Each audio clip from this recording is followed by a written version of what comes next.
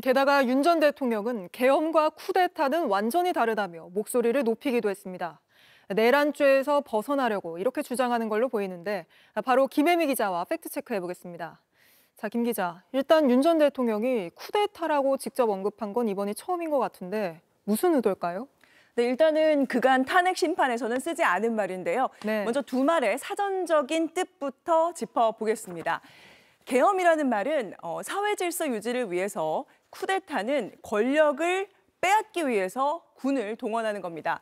다시 말해서 계엄은 헌법과 법률의 근거가 있는 합법이고요. 쿠데타는 불법입니다.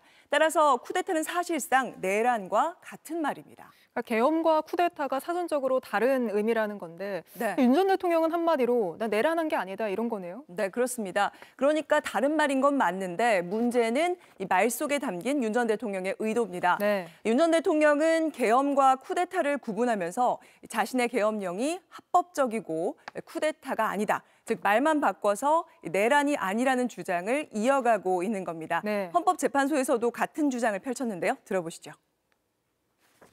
계엄이라는 단어에서 연상되는 과거의 부정적 기억도 있을 것입니다.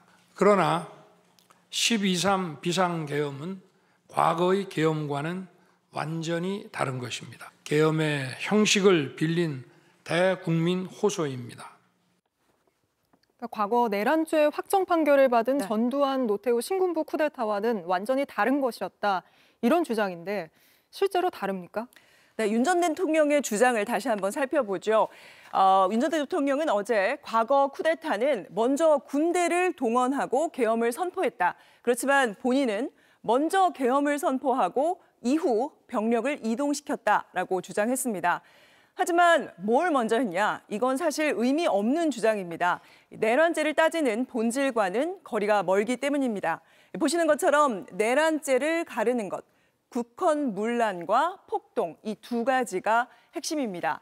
과거 대법원은 전두환, 노태우 씨가 주도한 비상계엄 확대 조치에 대해 내란죄를 이렇게 선고하면서 국헌문란은 헌법기관의 기능을 제대로 할 수 없게 만드는 것이라는 점에서, 그리고 두 번째, 폭동은 국민에게 기본권이 제약될 수 있다는 그 위협을 주는 폭행, 협박 행위라는 점을 짚었습니다.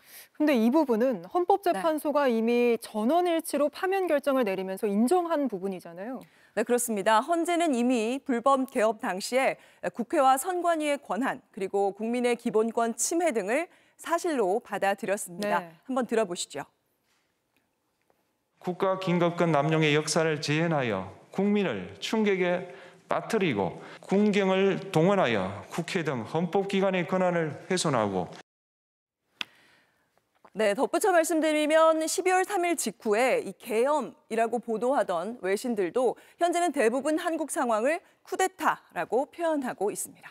네, 앞으로 진행될 형사 재판을 계속 지켜봐야겠습니다. 김혜미 기자와는 오늘 여기까지 팩트체크 해보겠습니다.